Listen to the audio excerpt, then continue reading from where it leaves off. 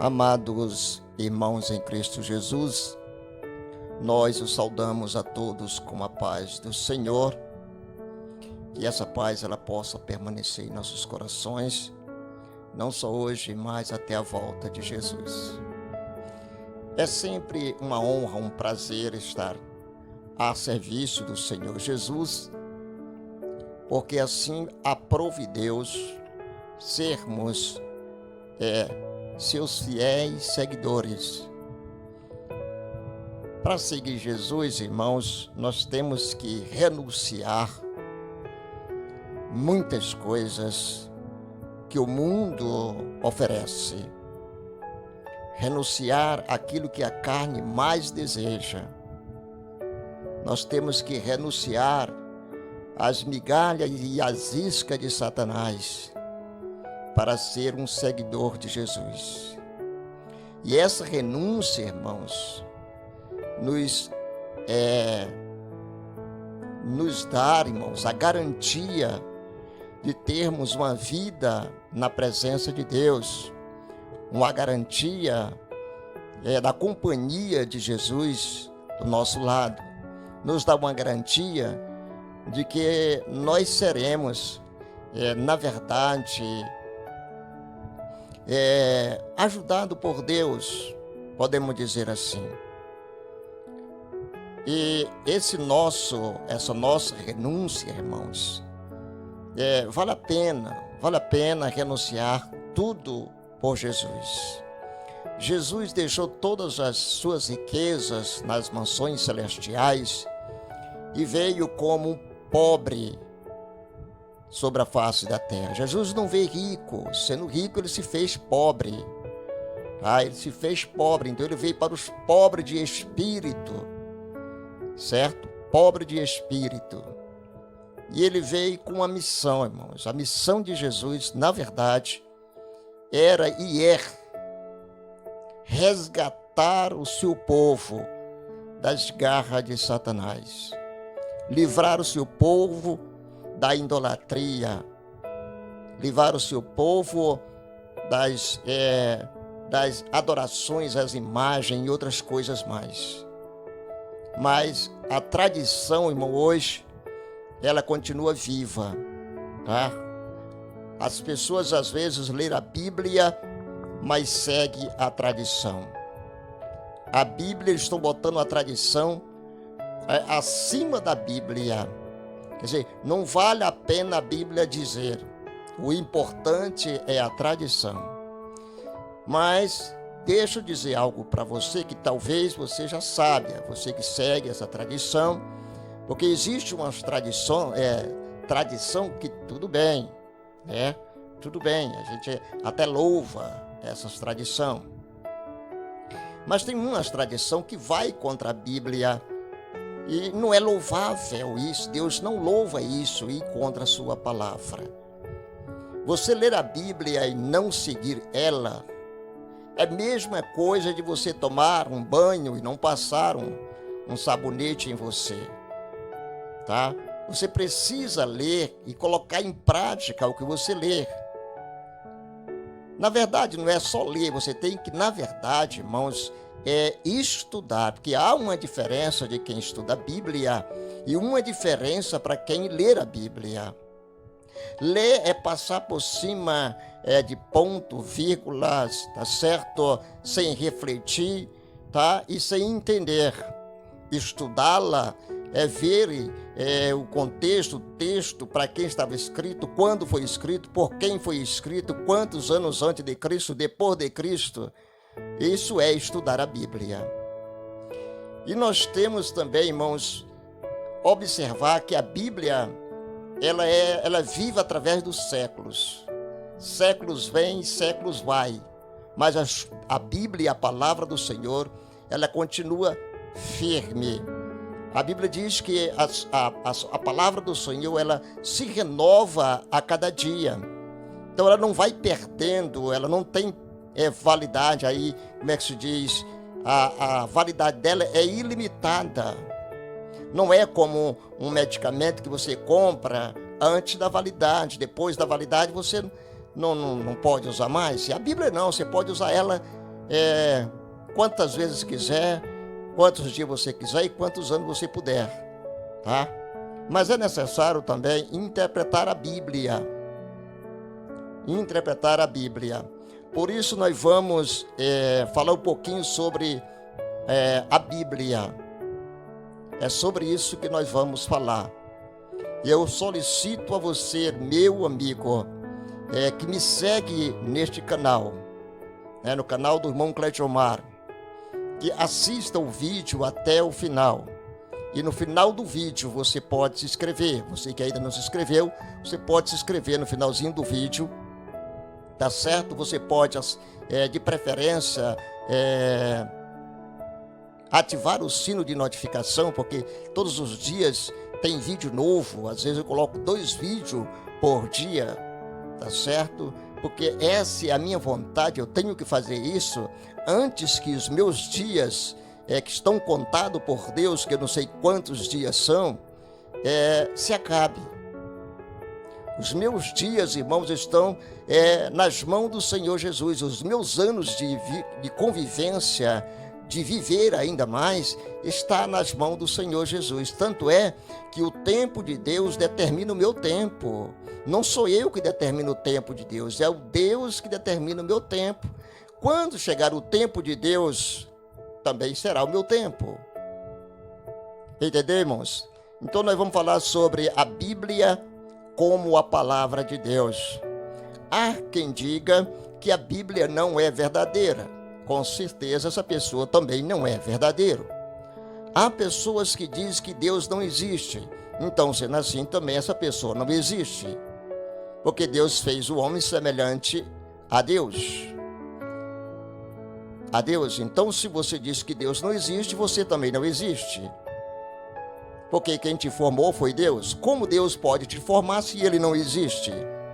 Como Deus pode te abençoar, te curar, te libertar, se Ele não existe? Acho isso uma falta de respeito com relação a Deus, em pessoas dizer que Deus não existe. Tudo bem, ele pode dizer, não é por causa disso que Deus vai deixar de existir, tá? É bom ficarmos sabendo, irmãos, que sem Deus nós não somos nada, e Deus continua sendo Deus, tá? Deus continua sendo Deus.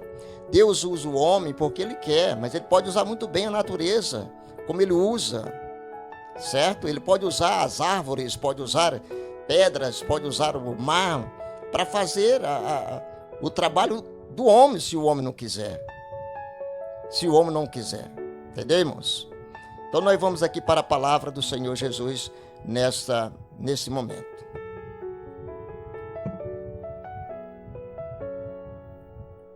Irmãos, vamos aqui, palavra do Senhor Jesus. Nos diz assim a palavra do Senhor. Eu quero só resumir aqui, porque não dá para a gente passar todo para vocês, é só um resumo, tá? Nota-se na Bíblia 2 coisas importantes, o livro e a mensagem. Todo livro, irmão, ele tem uma mensagem. Seja a Bíblia, como qualquer livro que você pegar em uma livraria, ele tem uma mensagem. Ele tem algo para te dizer. Quando você está lendo um livro, você está lendo o autor do livro. Tá? Você está lendo o que estava na mente do escritor. E ele colocou o que estava na mente em um livro. Então você está lendo o que ele escreveu. Então veja bem, irmãos.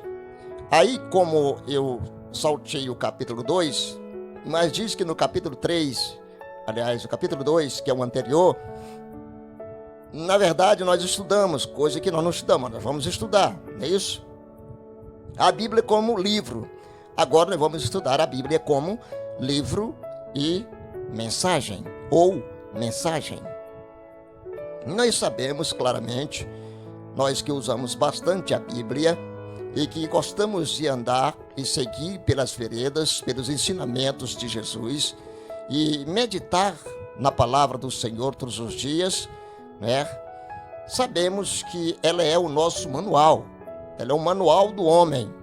Assim como você compra um móvel, um eletrodoméstico, um celular, junto com esse móvel, esse eletrodoméstico, vem o manual do usuário, o manual de garantia. O manual do usuário. Se você comprar uma televisão e não ler antes o manual e for chegando e colocando ela na tomada, sem ler antes o manual, você vai pegar prejuízo.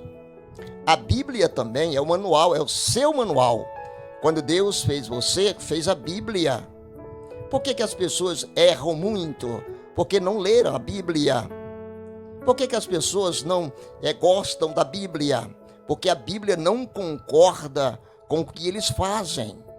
Por que as pessoas hoje erram? Por não conhecer as Escrituras. A Bíblia diz que o meu povo erra por não conhecer a Escritura. Se você conhecesse as Escrituras, irmãos, como de verdade ela é, interpretasse como de verdade ela mesma se interpreta, você seria outra pessoa, o Brasil seria outra pessoa, a nação seria outra pessoa, aliás, seria outra nação. Então é necessário que nós tiramos tempo no nosso tempo e estudemos a Bíblia. Aí diz ainda, irmãos, o estudo da Bíblia tem por finalidade principal o conhecimento de Deus.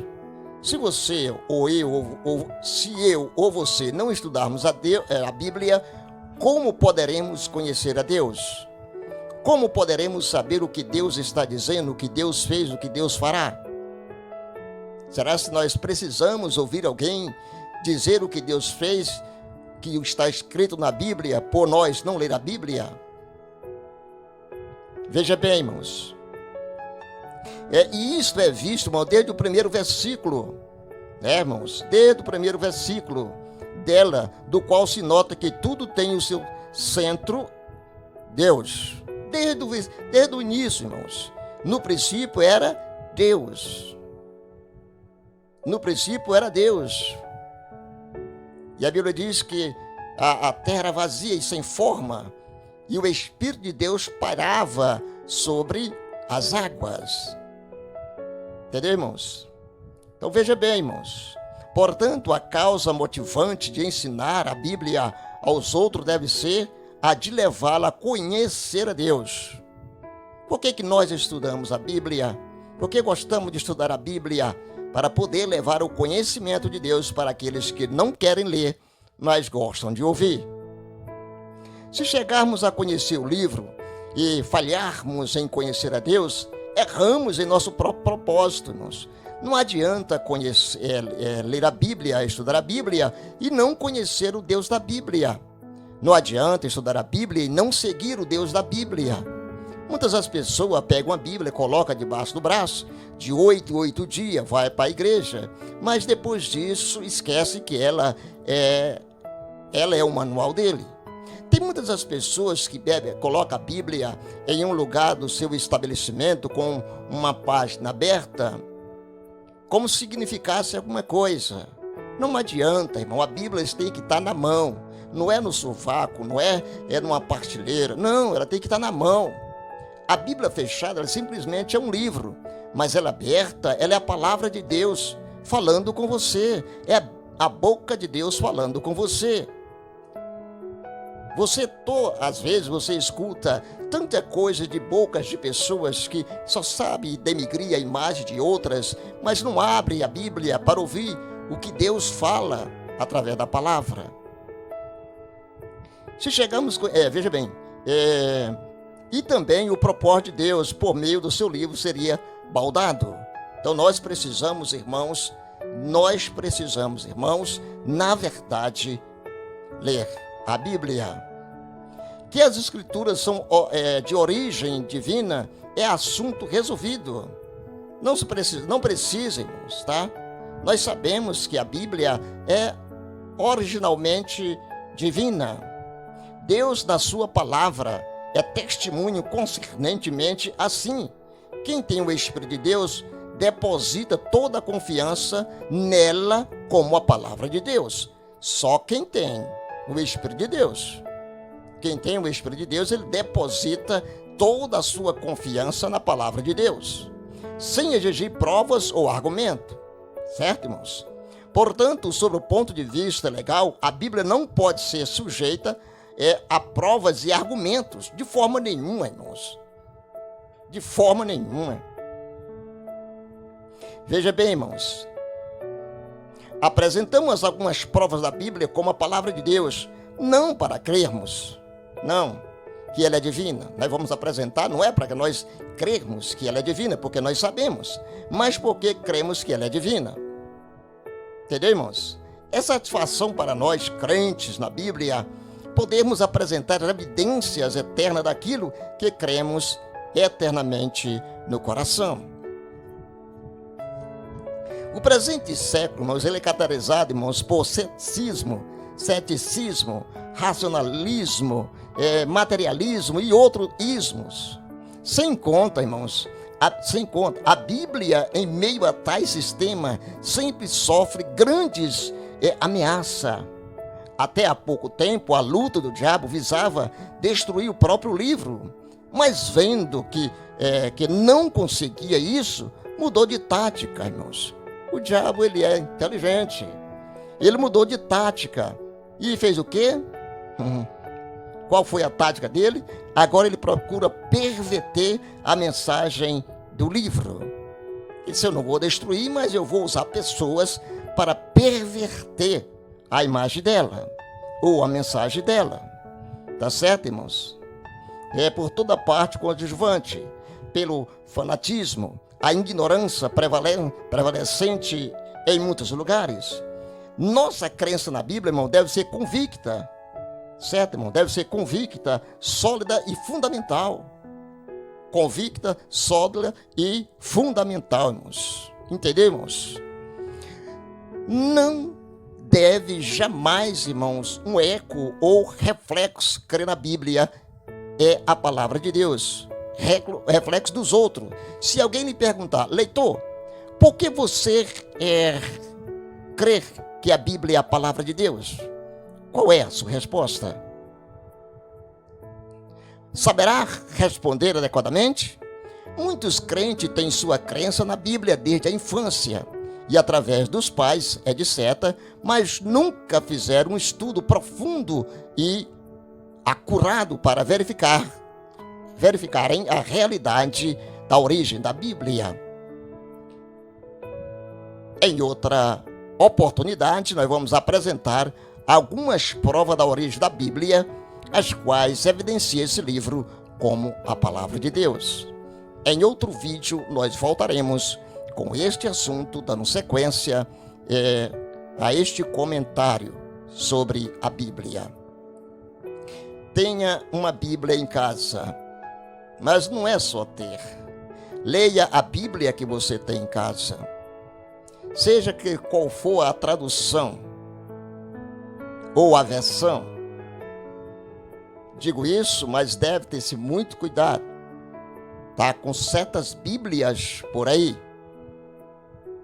Eles traduzem, eles modificam, às vezes até para tirar o sentido do texto. E não se pode tirar o sentido, não se pode acrescentar ou diminuir.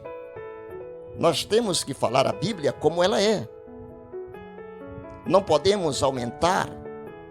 Não pegar um texto isolado e usar esse texto várias vezes para modificar a maneira do homem pensar com relação a Deus, com relação à prosperidade. Não.